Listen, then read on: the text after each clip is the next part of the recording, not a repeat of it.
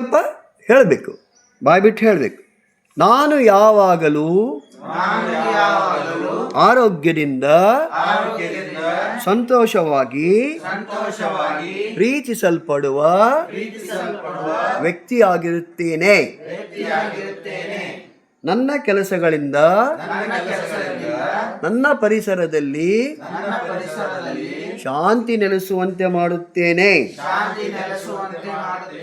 ಈಗಿರುವ ನನ್ನ ಸಂಕುಚಿತ ಮನೋಭಾವನೆಯನ್ನು ದೂರ ಮಾಡಿ ಜಗತ್ತೇ ಎನ್ನದು ನನ್ನದು ಎನ್ನುವ ವಿಶಾಲ ಭಾವನೆಯನ್ನು ಬೆಳೆಸಿಕೊಳ್ಳುತ್ತೇನೆ.